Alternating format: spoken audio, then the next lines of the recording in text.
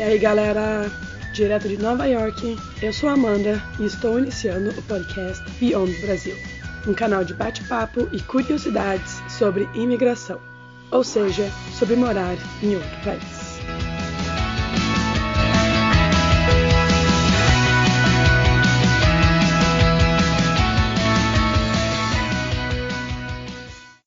E hoje, nesse nosso segundo episódio, eu continuo a minha conversa com o Fábio e a Giovana.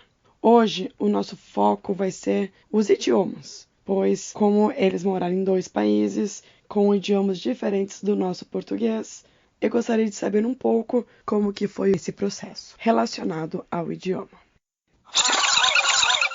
Mas se você ainda não ouviu o primeiro episódio, pausa um pouquinho aqui, volta lá no canal e ouve o primeiro episódio. Daí você volta aqui e continua ouvindo. Valeu! Tem uma questão que vocês não comentaram, que eu acho que também é interessante, é a questão do idioma. Como que foi para vocês? Vocês já falavam inglês? Ou foi na cara e coragem e começou a falar lá? Yes, we speak English. Não, eu achava que eu falava, e eu cheguei lá e falava nada, assim, não, a gente tem que entender que quando a gente faz inglês na escola no Brasil, e quando a gente se forma em escola de inglês no Brasil, quando a gente tem um diploma de inglês do Brasil, não vale nada. Porque na hora que você vai conviver, se a gente for para Nova York, se a gente tivesse ido, por exemplo, para Califórnia, é um outro país nos Estados Unidos. Se você vai lá para o Texas, é um outro país nos Estados Unidos. Então, a primeira coisa que a gente teve que fazer foi levar porrada. E daí o meu maior erro nesse ponto é o perfeccionismo. Então, eu demorei muito para me sentir fluente em inglês, porque eu tentava falar certo. E não existe falar certo, existe falar. Se a pessoa está entendendo o que você está falando, paciência, entendeu? Uhum.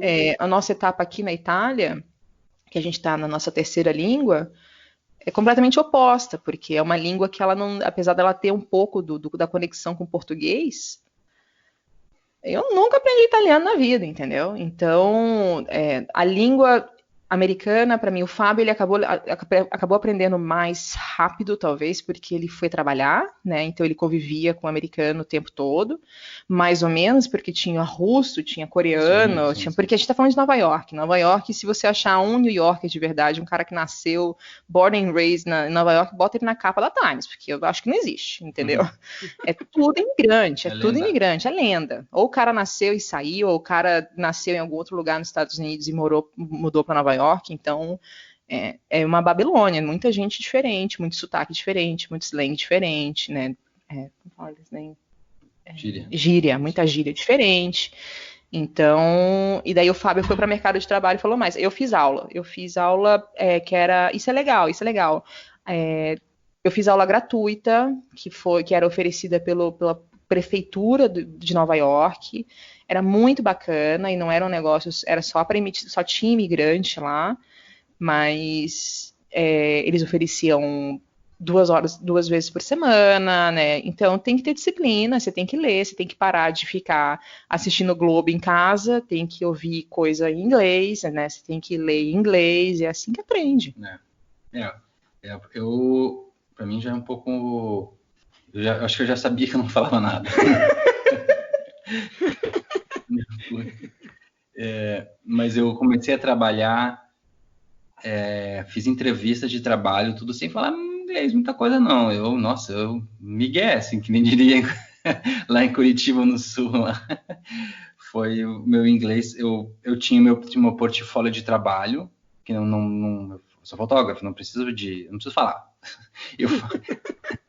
Eu sempre acreditei nisso, na verdade, no começo. Então, eu fotografei meu primeiro 1 ano, eu acho, eu nem falava, era muito difícil. Minha comunicação com as pessoas era difícil, assim. Falava pouco, assim, mas eu ia me esforçando. E eu aprendi mesmo na rua mesmo, eu não fiz curso, eu queria ter feito curso. Hoje, eu estava conversando com a minha filha esses dias, hoje eu sinto um pouco de falta dessa basezinha de inglês, assim, para algumas coisas. Porque, por exemplo, eu vou ler um livro. Eu hoje só leio em inglês e ainda não leio em italiano, mas Eu vou ler um livro, eu leio bem mais devagar que a Giovana, por exemplo, mas porque ela teve essa base de estudo, assim, né, de escola mesmo. Eu nunca estudei, nunca fiz, né, não fiz segundo grau. Minha filha fez primeiro grau na middle school, né, nos Estados Unidos. Ela tem essa base de leitura, de um pouco de gramática e tal. Eu não tenho essa base, não.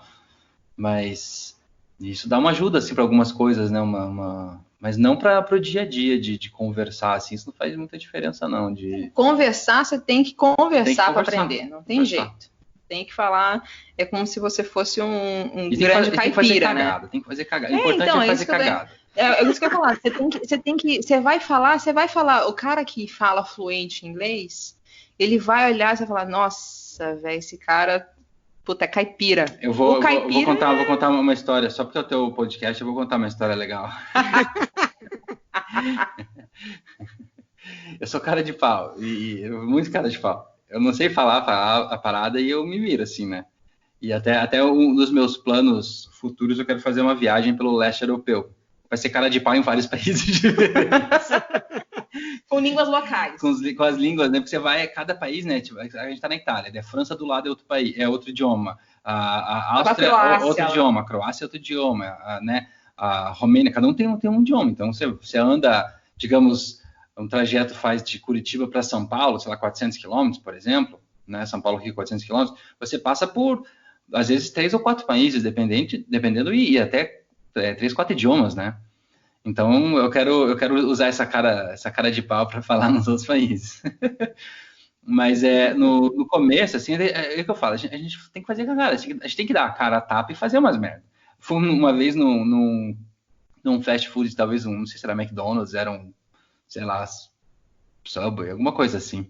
E daí eu fiz o pedido, né? Todo achando, né? Tô moendo no inglês, né? Daí a moça falou, for here to go. Daí eu falei, no, thanks. Ela perguntou, comer aqui ou pra levar? Eu, não, obrigado, né?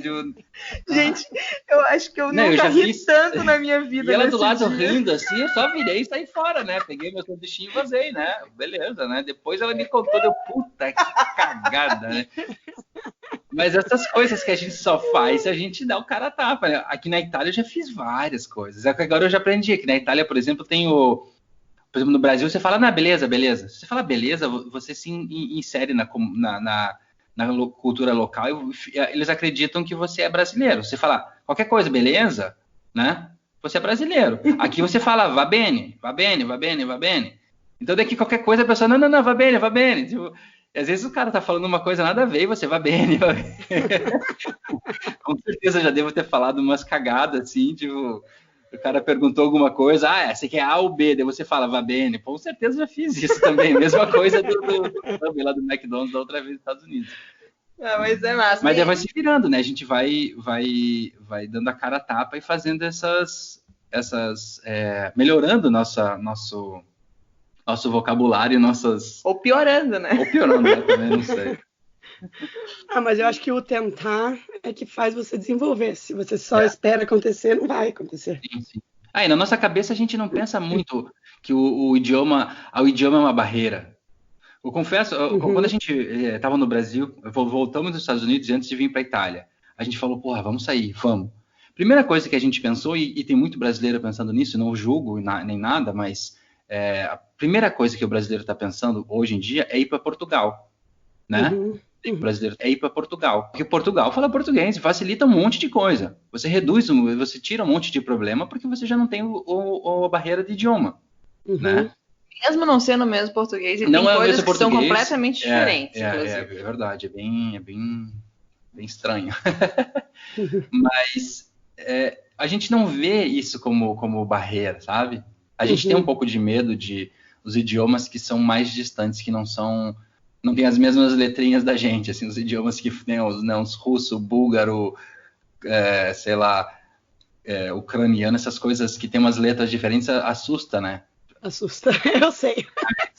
Você sabe, mas não é um problema, Você começa, né, a Clara, nossa filha, ela faz o segundo grau aqui, chama Liceu. São 5 anos de segundo grau. E ela faz 5 idiomas diferentes. Ela faz italiano, faz espanhol, faz francês, faz o inglês e ainda tem latim. Nossa. Então, pra gente não é uma barreira, assim, né? Então o negócio que fica nessa história toda é, porra, velho, se você falar só português, você agiliza. Porque você não precisa falar perfeito, mas alguma coisa tem que falar, entendeu? Tem que arriscar, tem que treinar. Eu que era da área de comunicação, me bloqueei muito por causa do perfeccionismo e isso atrasou demais a minha convivência no inglês. Me arrependo horrores, assim, sabe? Do receio de falar e sempre empurrava o Fábio para falar mesmo, falando pior que eu. Hoje em dia, não. A gente tem que falar. A comunicação é básica. Então, se eu pudesse dar um único conselho para quem está pensando em migrar para os Estados Unidos, é faça o inglês básico. Porque você vai chegar lá e vai ter que fazer tudo de novo. E faça tudo de novo. Né? Se você acha que você está falando muito bem, se prepara para chegar lá e as igrejas oferecem cursos gratuitos, Sim, prefeituras oferecem cursos gratuitos, tem curso gratuito online, então não tem o porquê de não falar. Uhum. E para de querer ficar falando português quando você muda para outro país. Pronto. Não, com certeza. Isso, pela minha experiência, quando eu morava com outros brasileiros, meu inglês desenvolveu muito mais devagar do que quando eu comecei a morar com o Michael, que a gente só falava inglês em casa, até hoje a gente só fala inglês em casa. Meu inglês evoluiu muito mais rápido, porque não tem opção. Sim, desenvolve, né? Fala, né? Fala. Sim, sim. Mas dizem que até hoje eu falo errado às vezes também, né? Ai, meu Deus. Mas diz que a melhor forma de se aprender inglês é namorar com americano ou americana, né? O problema é que eu já tava levando caboclo aqui comigo e daí não tinha essa opção, mas se tivesse, quem sabe, né? Mas sim, eu acho que tem que praticar, tem que falar. E se você conviver com brasileiros de casa, por exemplo, a gente fala português com os nossos filhos. Sempre falou português em casa. E isso, com certeza absoluta, enquanto a gente morava nos Estados Unidos, foi horrível para mim, principalmente porque eu ficava muito tempo em casa, eu estava sem trabalhar. Né? O Fábio estava evoluindo no inglês dele que nem você. Então ele estava evoluindo no inglês dele e eu estava ficando para trás. Mas eu priorizei falar inglês em casa porque eu acho um absurdo. Eu, Giovana e Fábio, a gente acha um absurdo você ter filhos em casa e eles não falarem a tua própria língua. Então a gente falava português para estimular eles a entenderem o português, porque todo estímulo externo de televisão, de mercado, de qualquer coisa é na língua local. Então eles iam aprender o inglês de qualquer jeito. Não é um negócio assim, vou falar inglês em casa porque daí eles aprendem mais rápido. Não, criança é que nem esponja. Os nossos filhos estão aqui há 1 ano, eles falam italiano completamente fluentes, nunca tiveram contato com a língua, e é a terceira língua que eles estão falando. Então a gente sempre falou português em casa, para eles poderem saber o português, para poderem se comunicar com a família do Brasil, e a gente acabou sendo prejudicado por causa disso, um pouco. Então a culpa é das crianças, não é nossa. Pronto, falei. A gente comentou um pouco do idioma quando vocês foram para os Estados Unidos, e daí agora quando vocês foram para a Itália. Como que fica agora? Vocês ainda falam muito inglês aí? Ou vocês estão tentando se virar com o italiano? Como que é ter 3 idiomas na cabeça? E eu sei que, para mim, com 2 idiomas, às vezes, é confuso já. É muito doido. O idioma é uma coisa doida, porque voltando em 2010, lá antes da gente se mudar para os Estados Unidos, a gente estudou francês. Porque a Giovana passou quase 2 meses no Canadá, na região do Quebec, em Montreal, e eu fiquei no Brasil, eu fazia aula 1 ou 2 vezes por semana, aula particular de francês mesmo. Então, durante muito tempo, assim, a gente ficou muito inserido na cultura do francês, né? Tanto que quando a gente foi para os Estados Unidos, daí em 2013, eu falava melhor francês do que inglês. Mas como eu não usei mais o francês, não usei mais meu francês, ele foi sumindo, né? E daí eu aprendi a falar inglês, e daí a gente chegou um momento, uma época que a gente estudou um pouco de espanhol também, por causa da nossa empresa, que a gente tem empresa online, que faz coisa no mundo inteiro.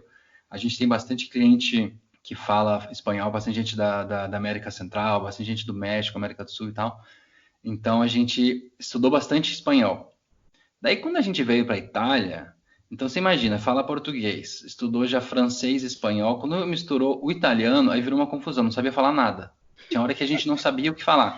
Eu vou dar, por exemplo, um exemplo. Hoje de manhã, o Nicolas indo para a escola, ele falou, mami, você assinou minha prova que você precisa assinar?